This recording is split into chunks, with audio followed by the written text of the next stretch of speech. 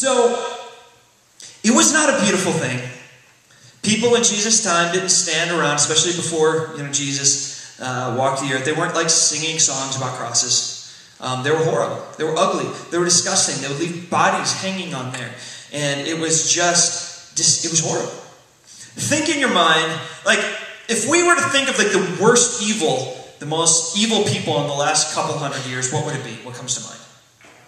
The Nazis, right? We like immediately think, oh yeah, the Nazis, right? The cross was kind of like the gas chambers.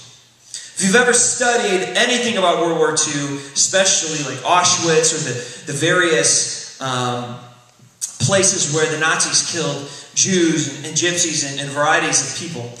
I actually, when I was a senior in high school, I went over to Poland. I went on a missions trip, and I actually toured Auschwitz, which was a concentration camp, one of the largest killing factories in the Nazis' arsenal.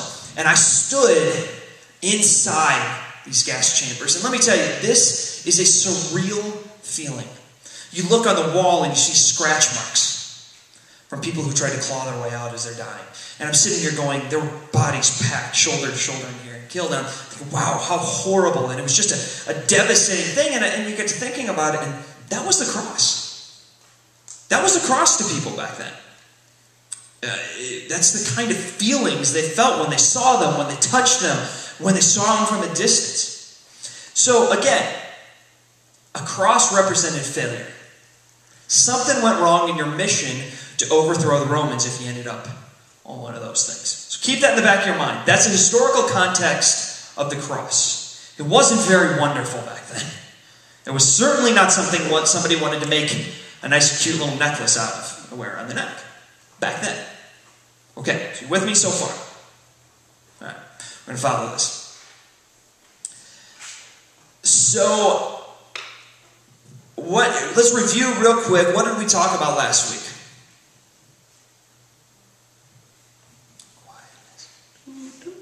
Huh? We talked about Jesus. I said that was always the safe answer. I'm very much talking about Jesus. Specifically, what were we talking about? You guys remember? We put Easter in the Jewish point of view. Yeah, absolutely. We were looking specifically at Palm Sunday. We're looking at something you guys remember called the bait and switch. You remember what we did with that? What was that about? What were we talking about? Basically, the people at that time were looking for Messiah. Again, Messiah to them, we hear Messiah, we go, Jesus. Yes, we know now the benefit of history, the benefit of living after Jesus walked the earth. We know what the Messiah looks like. Back then, what was the Messiah supposed to be? A hero? A revolutionary? A Braveheart type character that was going to come, rally the troops, and overthrow the Romans and become what? King. Right? In a very physical, not like Jesus is the King of Kings, but King is in King David. King is in the leader of a country. Somebody who literally ruled on earth. That's what we were expecting out of the Messiah. And instead, Jesus starts saying things like, pay Roman taxes. And, yeah, I've come to bring more life. But, oh, by the way, everything around you is going to be destroyed. And all of a sudden people are like, what? What's going on? This isn't the Messiah. Well, they lined up on the side of the road, cheering him as he comes into town, waving palm branches, welcoming a hero, a king, a conquering king. And he comes in and says, whoa, whoa, whoa, whoa. I'm not here to overthrow anything. And it's a rough feeling, right? Especially as we're going to talk about it a little bit. Something, I told you last week, something that fascinates me as just kind of a history nut is looking at how within a period of, from Palm Sunday to Good Friday, these people go from loving to screaming for his death. That's crazy. 5 days, he went from the most popular person in Jerusalem to the least popular. That is like Charlie Sheen couldn't even pull that off. Like, he tried and he somehow became more popular.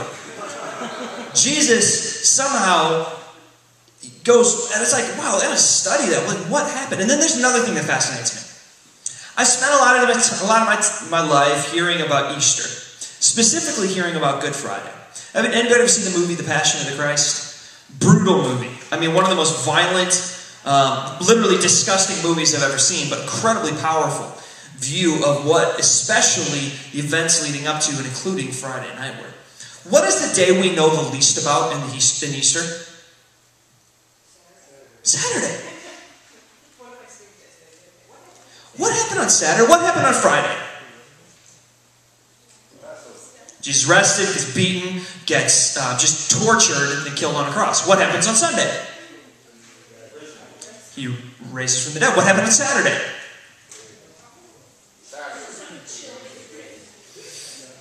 Now, I have a video for you that I want to show you in just a second that I think really illustrates to me what I think. Now, what I want you guys to do, for just a second, I want you to put yourself in the shoes of one of those followers of Jesus. He had hinted at, he had told allegory or parables about how he was going to come back from the dead. But you still thought, the disciples, the scripture talks about, they still thought, at least on some level, he was going to be king. Right? They still thought, at least on some level, that there was going to be some kind of revolution on some kind. And all of a sudden, again, what is the cross? It's failure. Now, we're going to get into that. It wasn't actually failure. Don't close your mind off. We're going to talk about actually how it was victory. But we're just put that aside for a second. Imagine how the followers of Jesus, not just the 11 disciples at that point, because one had already killed himself. But imagine how the disciples, the followers of Jesus, like Mary and them, how do you think they were, what was going through their mind on Saturday? We're going to watch this.